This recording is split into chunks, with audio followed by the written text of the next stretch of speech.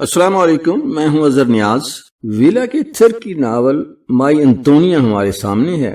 ویلا کے تھر ایک خاتون مصنفہ، 7 دسمبر 1873 میں ان کی پیدائش ہے اور وفات پائی انہوں نے 24 اپریل 1947 کو، عمر تھی 73 سال۔ ناول نگار تھی، بڑے معروف ناول بھی لکھے۔ ان کا جو ناول ہے مائی انطونیا، اس کا انتخاب کیا ہے اور یہ جاننے کی کوشش کی ہے کہ کس طرح سے ایک ناول صدیوں بعد بھی زندہ رہتا ہے اور کیا وجوہات ہوتی ہیں اور کس طرح اس کے کردار جو ہیں ان کو وہ کس طرح لازوال ہو جاتے ہیں۔ ایک بات بڑی اہم ہے کہ عام زندگیوں میں چھپی بہادری اور پختہ ارادہ ہی اس ناول کی جو ہے اصل روح ہے۔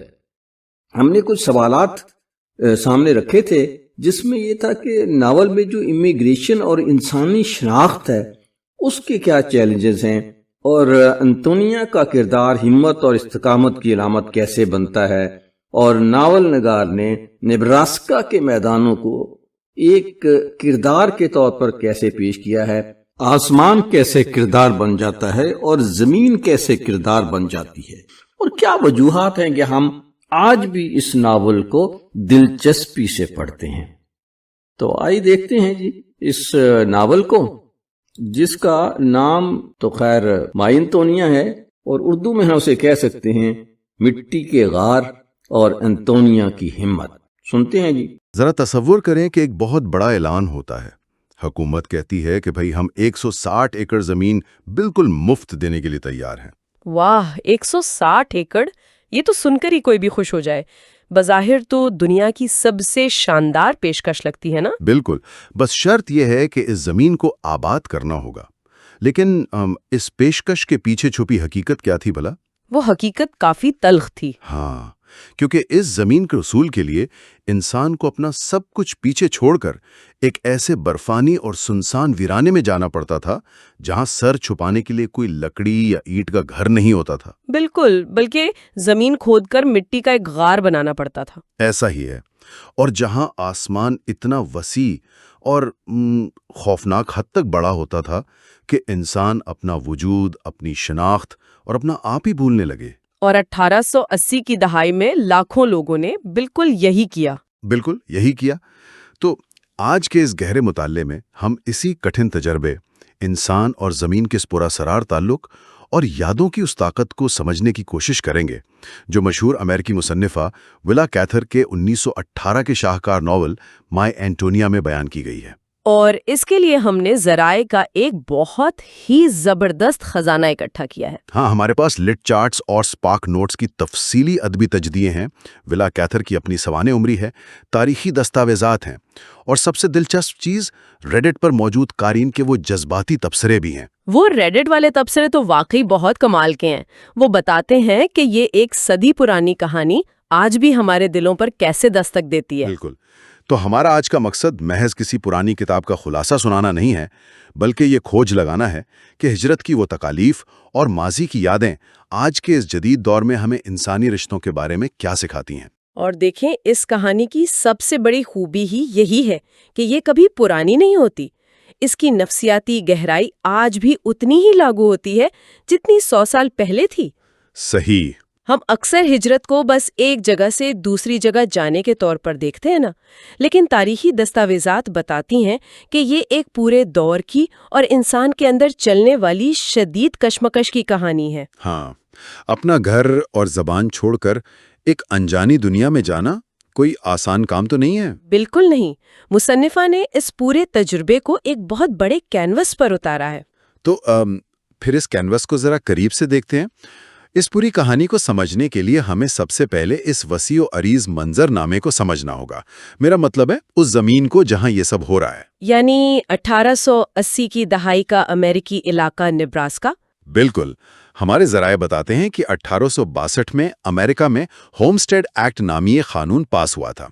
اس کے تحت 21 سال سے زائد عمر کے کسی بھی شخص کو 160 ایکڑ زمین دی جانی تھی۔ بس شرط یہ تھی کہ وہ 5 سال وہاں رہے اور کھیتی باڑی کرے۔ ہاں، اور اس ایک قانون نے ناروے، بوہیمیا، روس اور یورپ کے کئی حصوں سے لوگوں کو کھینچ لیا۔ لیکن جب ہم ولا کیتھر کی سوانح عمری پڑھتے ہیں तो एक हैरानकुन बात सामने आती है। हाँ, वो वर्जीनिया वाली बात। बिल्कुल। जब वो खुद एक बच्ची के तौर पर वर्जीनिया के हरी भरी वादियों से निब्रास्का के इन हमवार मैदानों में आईं, तो उस जमीन को देखकर उन्होंने कहा था कि ये इरेजर ऑफ पर्सनालिटी यानी शख्सियत के मुकम्मल मिट जाने का एहसास था। और नॉवेल का रावी जिम वर्डन भी तो यही कहता है ना, वो भी 10 साल की उम्र में यतीम होकर वहां आता है। हाँ, वो भी बिल्कुल यही महसूस करता है। ये एहसास मुझे ऐसा लगता है जैसे कोई इंसान जमीन से उठकर अचानक मरीख पर कदम रख दे। वाह, क्या तशबीह दी है। जहां आसमान एक मुकम्मल गुंबद की तरह सर पर सवार हो और इंसान इतनी बड़ी दुनिया में अपनी पहचान ही भूलने लगे। तो क्या इतनी वसी जमीन वाकई इंसान के अंदर एक खौफ पैदा कर देती है? ये एक बहुत अहम नुक्ता है और लिट चार्ट्स का तज्जिया इसे बहुत अच्छे से वाज़े करता है। मुसन्निफा के नज़दीक नेब्रास्का की ये ज़मीन कोई बेजान पस मंज़र या बैकग्राउंड नहीं है। तो फिर क्या है? ज़मीन बजाते खुद एक जिंदा और ताकतवर किरदार है। जब एक इंसान इतनी बड़ी कुदरती वुसअत के सामने खड़ा होता है ना, तो उसकी पिछली तमाम समाजी हैसियतें और गुरूर बेमायना हो जाता है। अच्छा, यानी वो जो शख्सियत के मिट जाने वाला एहसास है, वो दरअसल पुरानी शनाख्त का टूटना है। बिल्कुल, पुरानी शनाख्त का बेरहमी से टूटना। ज़मीन इंसान का सख्त इम्तिहान लेती है और किरदारों की आजमाइश यहीं से शुरू होती है कि क्या वो इस तन्हाई के सामने हार मान जाते हैं या फिर इसी ज़मीन से रिश्ता जोड़कर एक मजबूत शनाख्त बनाते हैं। और इस आजमाइश का सबसे हौलनाक असर उन लोगों पर पड़ता है जो अपना बसा बसाया घर छोड़कर आए थे। यहीं से नॉवल की हीरोइन एंटोनिया शिमर्दा की जिंदगी का बाब खुलता है। हाँ, शिमर्दा खानदान जो बोहेमिया से हिजरत करके आया था। जरा इनके शुरुआती दिनों का तसव्वुर करें। जराए बताते हैं कि वो किसी लकड़ी के कैबिन में नहीं, बल्कि एक सॉल्ट केव यानी मिट्टी के गार में रहने पर मजबूर थे। एक तारीख गार जहां सर्दियों से बचने का कोई खास इंतजाम भी नहीं था। हाँ, और एंटोनिया के वालिद के किरदार पर गौर करें तो दिल दहल जाता है। वो बोहेमिया में एक फनकार थे, माहिर बुनकर थे। उनका लिबास एक शाइस्ता शहरी का था। लेकिन वो इस सख्त माहौल और बका की जंग को बर्दाश्त नहीं कर सके। बिल्कुल, वो इस कल्चरल शॉक और डिप्रेशन की ताब ना लाकर खुदकुशी कर लेते हैं। ये बहुत ही अंधोनाक था। और उसके बाद एंटोनिया की जिंदगी में जो तूफान आते हैं वो किसी को भी तोड़ने के लिए काफी हैं। हाँ, पैसे की शदीद कमी की वजह से उसे मर्दों की तरह खेतों में मशक्कत करनी पड़ती है। उसकी जिल्द जल जाती है। फिर वो शहर जाती है जहां विक कटर जैसा जालिम और लालची सूदखोर उसे अपने यहाँ काम करने पर मजबूर करता है और उसका इस्तेहसाल करने की कोशिश करता है। और फिर उसका मंगेतर लैरी डोनोवन भी उसे धोखा देकर छोड़ जाता है और वो अकेले एक बच्चे की परवरिश करती है। यहाँ मैं रेडिट के एक रिव्यू का हवाला देना चाहूंगा जिसमें एक कारी ने कमाल की बात लिखी है। उसने कहा कि एंटोनिया का किरदार हमें सिखाता है कि जिंदगी हमें जो कच्चा माल या रॉ मटेरियल देती है, हम उसका क्या करते हैं। वाह, बहुत खूबसूरत बात है। लेकिन मुझे एक मिनट के लिए टोकने दें। मैंने लिट चार्ट्स और दूसरे तज्जिए पढ़े हैं और ईमानदारी से कहूं तो बज़ाहिर वो सिर्फ हालात की मारी हुई एक बेबस और मजलूम लड़की लगती है। हाँ, पहली नजर में ऐसा ही लगता है। मतलब जिसका बाप मर गया, जिसे धोखा मिला, हारों में रही। अगर वो इतनी ही मुश्किल में थी तो हम उसे एक हीरो क्यों कह रहे हैं? वो सिर्फ एक मजलूम लड़की क्यों नहीं है जिसकी जिंदगी बर्बाद हो गई? ये उलझन बिल्कुल फितरी है। लेकिन अगर हम स्पार्क नोट्स और लिट चार्ट्स के गहरे तज्जियों पर गौर करें तो वाज़ेह होता है कि वो हरगिज मजलूम नहीं है। उसकी ये तमाम मुश्किलात, ये धूप में जलना, धोखे खाना, ये कमजोरी नहीं है। तो फिर ये क्या है? ये उसकी ताकत और उसकी लचक या रेजिलियंस को उभारती हैं। वो खेतों में काम करते हुए रो नहीं रही होती, वो जमीन से अपना ताल्लुक मजबूत कर रही होती है। वो इल्म की इतनी प्यासी है कि जिम से अंग्रेजी सीखती है। हाँ, वो सीखने का जज्बा तो उसमें बहुत था। और शहर में आकर देखिए, नाम नेहाद अच्छे घरानों का दबाव होता है कि वो रात को डांस करने ना जाया करे, क्योंकि मेहनतकश तबके की लड़कियों का डांस करना मयूब समझा जाता था। तो वो क्या करती है? वो नौकरी छोड़ना पसंद करती है, लेकिन अपनी आज़ादी और खुशी पर समझौता नहीं करती। विक कटर के जाल से भी बहादुरी से निकलती है। इसीलिए नाकदीन इसे एक अर्थ गॉडेस या जमीन की देवी कहते हैं। अच्छा, मतलब वो हालात के कच्चे माल को जलाकर एक ऐसा वजूद तराशती है जिसे कोई समाज शिकस्त नहीं दे सकता। بالکل، وہ اپنی مرضی سے جینے کا فیصلہ کرتی ہے۔ یہ بات واقعی نظریے کو بدل دیتی ہے، وہ حالات کا رخ موڑ دیتی ہے۔ اب اگر ہم زندگی کے اس کچے مال سے بنی ایک اور تصویر کو دیکھیں تو وہ اینٹونیا کی جدوجہد کے بالکل متوازی چلتی ہے، اور وہ ہے جم برڈن کی زندگی۔ ہاں، جو ہمیں ایک بالکل مختلف سمت میں لے جاتی ہے۔ بظاہر تو جم نے سب کچھ ٹھیک کیا، وہ گاؤں سے نکل کر پڑھ لکھ جاتا ہے، کامیاب وکیل بنتا ہے، ہارورڈ تک کا سفر کرتا ہے، اور پھر نیو یارک کے امیر لوگوں میں شامل ہو جاتا ہے۔ اس نے تو دنیا فتح کر لی۔ لیکن اندر سے اس کی زندگی کتنی بنجر ہے۔ ذرائع بتاتے ہیں کہ اس کی شادی محبت سے خالی ہے، بس سماجی رتبے کے لیے ہے۔ ان کے ہاں اولاد بھی نہیں ہے۔ ہاں، وہ ایک مشینی اور کھوکھلی زندگی گزار رہا ہے۔ دوسری طرف اینٹونیا کو دیکھیں، جس نے دھوکے کھائے، غریب رہی، لیکن آخرکار اینٹون کوزاک نامی ایک محنتی شخص سے شادی کر لی۔ وہ ایک فارم پر رہتی ہے اور اس کے درجن بھر بچے ہیں، گھر کہکہوں اور زندگی سے بھرا ہوا ہے۔ یہاں ادبی نقاد ایک اہم نقطہ اٹھاتے ہیں کہ یہ ایک ماڈرنسٹ یا جدید ناول ہے۔ اس میں کوئی روایتی کلائمیکس نہیں ہوتا جہاں ہیرو ولن کی لڑائی ہو۔ مجھے تو یہ آج کے ہسل کلچر پر ایک بہت بڑا تماچا لگتا ہے۔ بالکل ایسا ہی ہے، یہ موازنہ بہت زبردست ہے۔ آج شہروں میں لوگ شیشے کی اونچی عمارتوں میں ڈیلز کر رہے ہیں، بظاہر کامیاب ہیں لیکن اندر سے اکیلے اور تھکے ہوئے ہیں، بالکل نیو یارک کے جم کی طرح، جبکہ مٹی سے جڑے لوگ کم وسائل میں بھی بھرپور زندگی گزار رہے ہیں۔ اور دراصل یہی وجہ ہے کہ ولا کیتھر نے اس میں کوئی سنسنی خیز اختتام نہیں رکھا۔ جدیدیت کے دور میں مصنفین نے محسوس کیا کہ حقیقی زندگی کسی ڈرامے کے کلائمیکس کی طرح نہیں بلکہ موسموں کی طرح چلتی ہے۔ ہاں، جس میں بیج بونے اور فصل کاٹنے کا ایک چکر ہوتا ہے۔ بالکل، ڈیوڈ پبلشنگ کی ریسرچ اسے سیلف فلفلمنٹ یا تکمیل ذات کے تصور سے جوڑتی ہے۔ کیتھر نے مادی کامیابی پر سوالیہ نشان کھڑا کیا ہے۔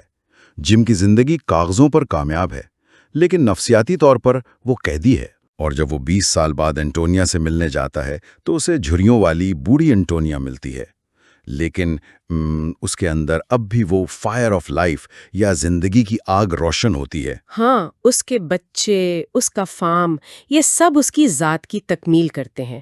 اس نے اپنے درد کو ایک بھرپور خاندان میں بدل دیا۔